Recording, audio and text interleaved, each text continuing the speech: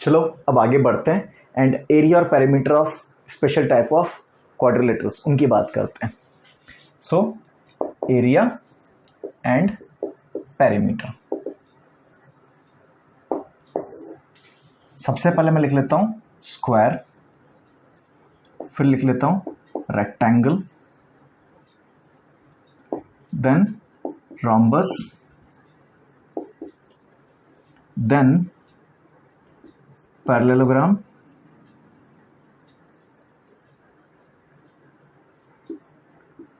then trapezium, and then kite. दो column बना लेते हैं अपन, एक एरिया का और एक पेरीमीटर का.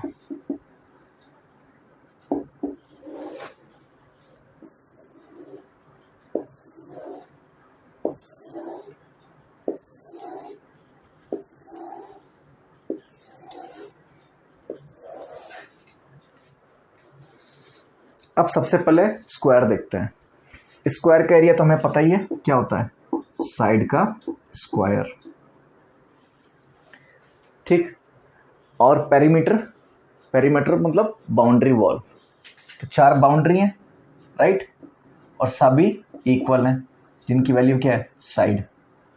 साइड की लेंथ जो भी होगी वो साइड, तो 4 इंटू साइड. अब रेक्टेंगल में 2 साइड्स, अगर स्क्वायर देखें तो ये हो गया और सारे एंगल्स इक्वल हो गए. अगर हम रेक्टेंगल की बात करें तो सारे एंगल्स तो इक्वल हैं, लेकिन हमारी एक साइड है L और एक साइड है B. तो इसमें S बोल दूं अगर इसको साइड को, तो इसको चलो रीराइट कर लेते हैं एक बार.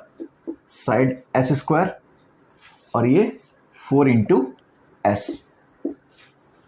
यहाँ पे L लेंथ हो गई और B ब्रेथ हो गई, तो इसको लिखते हैं L into B, length into breath. ठीक. और पेरीमीटर क्या हो गया, देखो L plus L, B plus B, so 2B plus 2L, so twice of L plus B, या फिर twice of length plus breath. ऐसे भी लिख सकते हैं, twice of length plus breath. अब आता है रोम्बस. रोम्बस मतलब जिसकी सारी साइड्स इक्वल है पर एंगल्स नहीं. पर ये हमें पता है रोम्बस में जो डायगोनल्स हैं वो 90 पे एक दूसरे को बाइसेक्ट करते हैं. ठीक. तो इस ट्रायंगल का अगर एरिया में देखना चाहूं, let's say this equals to this and this equals to this.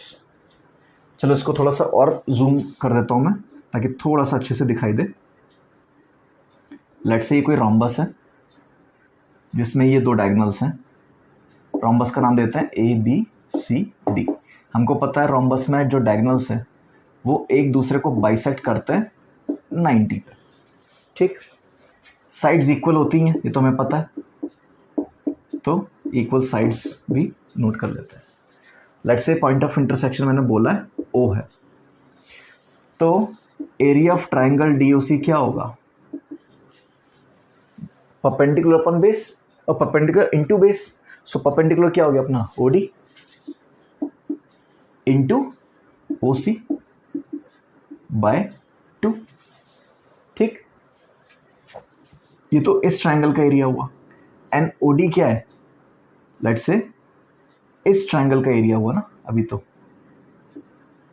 और ये दोनों ट्राइंगल क्या है, कॉन्ग्रुएंट. ठीक. तो मैं OD को क्या लिख सकता हूं, BD बाई 2, और OC को क्या लिख सकता हूं, AC by 2 and whole by 2.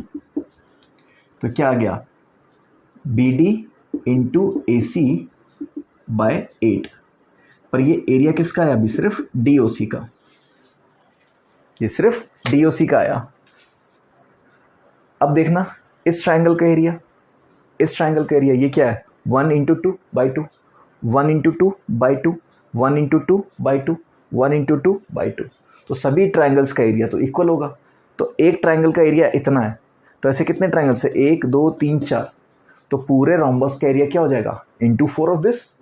So area of rhombus, rhombus का एरिया क्या हो गया, 4 into product of diagonals by 8। तो 4 से 8 गया तो कितना आ गया, 2। तो क्या लिख सकते हैं, एरिया ऑफ रोम्बस क्या हो गया, लेट्स से ये डायगनल है, AC को मैं बोल देता हूँ D1 और BD को बोल देता हूँ D2। तो half of D1 into D2, या फिर क्या कह सकते हैं, half of product of diagonals.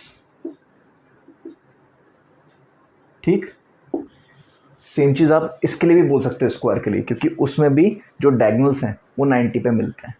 तो वहां पे भी आप लिख सकते हो half of product of diagonals. ये चीज़ याद रखना कि रोम्बस में एप्लीकेबल है तो स्क्वायर में भी एप्लीकेबल होती है। बस वो अपने को क्या सिंपल तरीका है देखने की आदत है, एस स्क्वायर।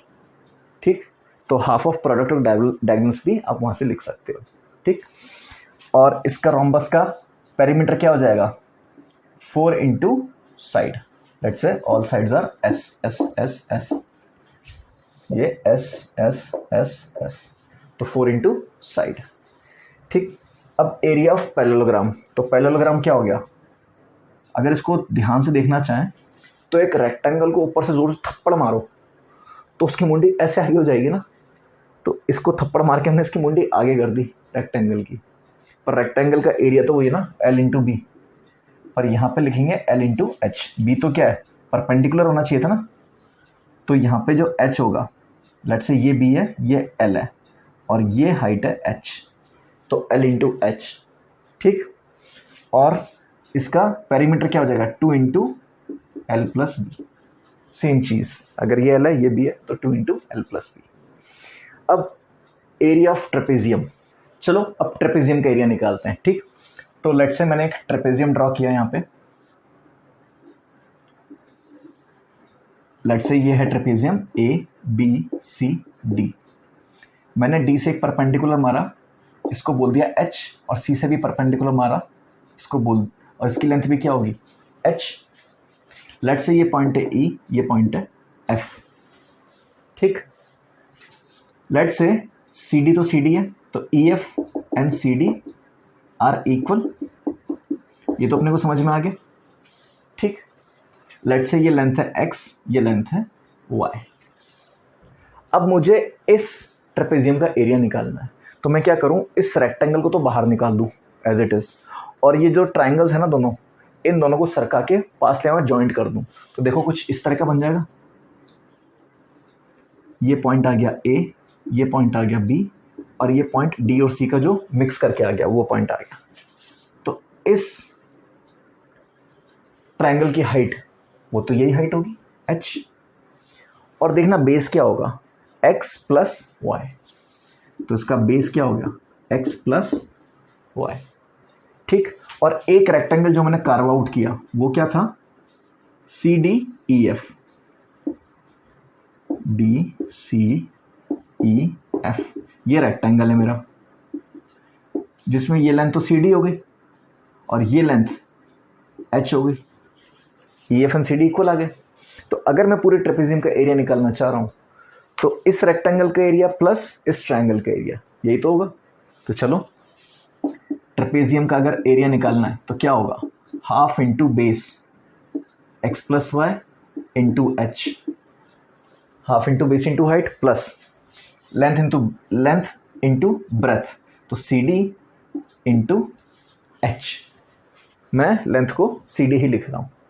ठीक, और ब्रेथ क्या दे रखी है अपने को, हाइट के बराबर h। तो अब देखना इसमें से h/2 अगर मैं कॉमन लूँ तो यहाँ पे क्या बचा, x प्लस वाई, और यहाँ पे क्या बचा, twice of CD।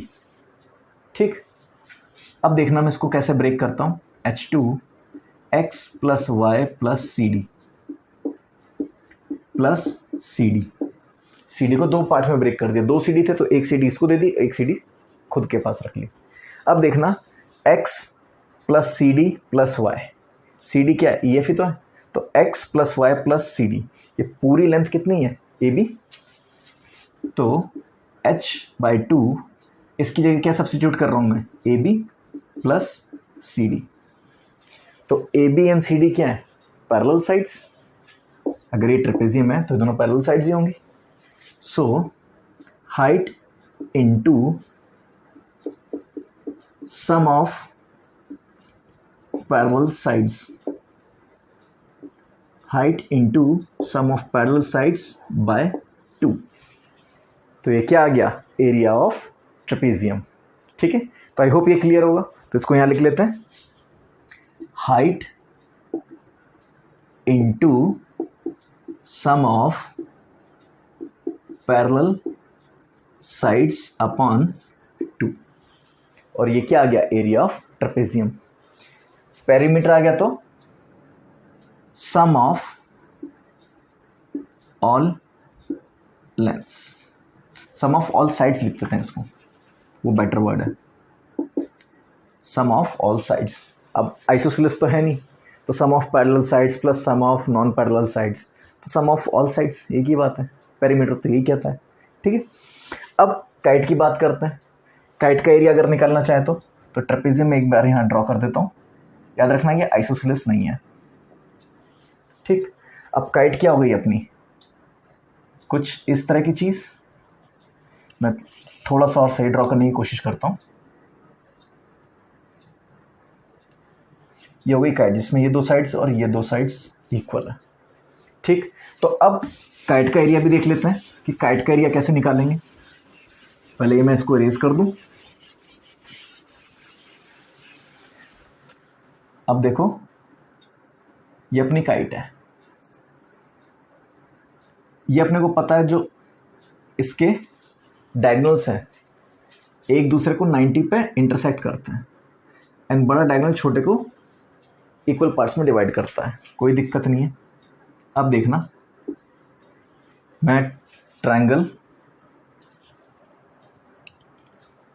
Let's say ये है काइट अपनी ए बी सी डी। ठीक, और लेट्स से ये पॉइंट ऑफ इंटरसेक्शन है ओ। तो मैं ट्रायंगल ए बी सी का एरिया प्लस ए सी डी का एरिया अगर ये करता हूँ, ए बी सी और ए सी डी का एरिया सम किया तो किसके इक्वल आ गया, काइट के एरिया के equal, equals to area of kite A B C D. यही चीज़ होगी। तो चलो एरिया क्या हो जाएगा, अब ए बी सी का एरिया हाफ इंटू बेस क्या हो गया ए सी, और हाइट क्या हो गई O B into O B, plus ऐसे ही ए सी डी का एरिया देखो, हाफ इंटू बेस क्या है, वही A C, half into A C into और हाइट क्या हो गई ओ डी। अब देखना दोनों में कॉमन क्या है, ए सी बाई 2 कॉमन लिया मैंने, अंदर क्या बचा O B plus O D. तो O B plus O D ये टोटल कितना है बी डी, तो half into A C into B D, या फिर क्या कह सकते हैं half into product of diagonals, half into product of diagonals. यही चीज़ रोम्बस में निकाली थी, और मैंने क्या कहा था राइट एंगल बन रहा है तो half into product into diagonals आ ही जाएगा।